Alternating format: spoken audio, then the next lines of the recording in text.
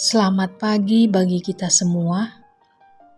Marilah kita memberi waktu sejenak untuk mendengarkan firman Tuhan dan memohon kekuatan kepada Tuhan di dalam doa. Kita berdoa.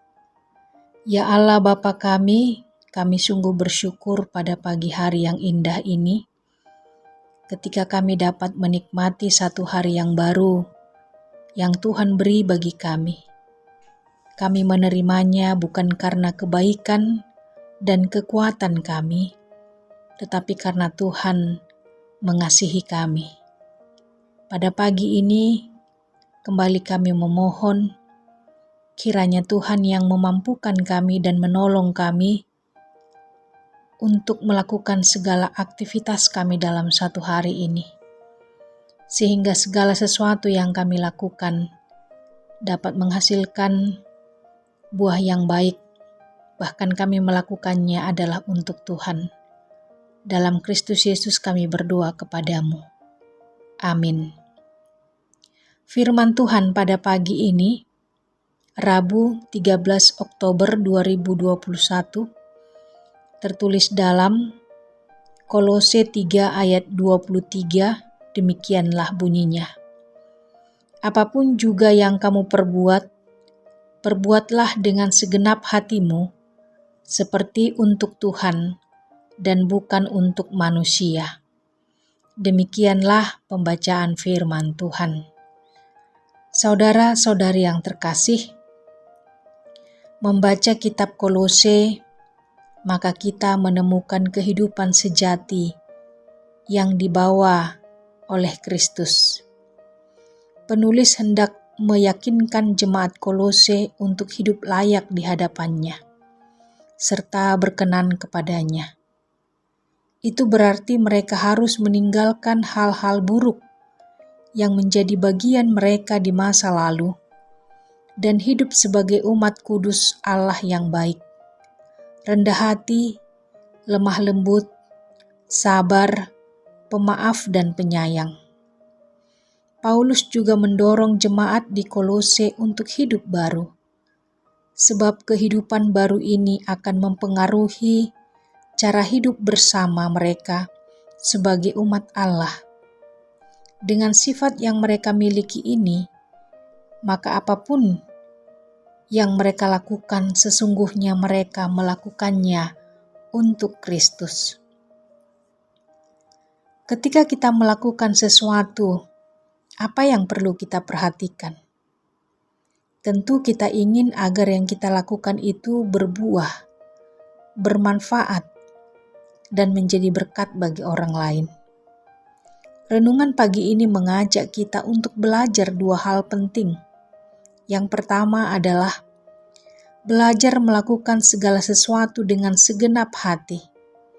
Karena segala sesuatu yang dikerjakan dengan segenap hati akan membawa hasil terbaik. Jauhkan diri dari melakukan sesuatu dengan setengah hati, apalagi sampai panas hati. Yang kedua, belajar melakukan segala sesuatu dengan motivasi untuk menyenangkan hati Tuhan. Meski yang kita lakukan itu mungkin dianggap bodoh oleh dunia ini, bahkan ditentang oleh orang-orang yang dekat dengan kita. Jika yang kita lakukan itu untuk menyenangkan hati Tuhan, ya lakukan sajalah, sebab itulah yang diinginkan oleh Tuhan. Ketika kita mendasarkan apa yang kita kerjakan pada dua hal tadi, yaitu melakukannya dengan sepenuh hati dan melakukannya seperti untuk Tuhan, maka setiap keberhasilan yang kita peroleh tidak akan membuat kita jadi tinggi hati atau menyombongkan diri. Karena kita sadar bahwa di balik keberhasilan itu ada kuasa Tuhan yang bekerja untuk memampukan kita. Amin, kita kembali berdoa.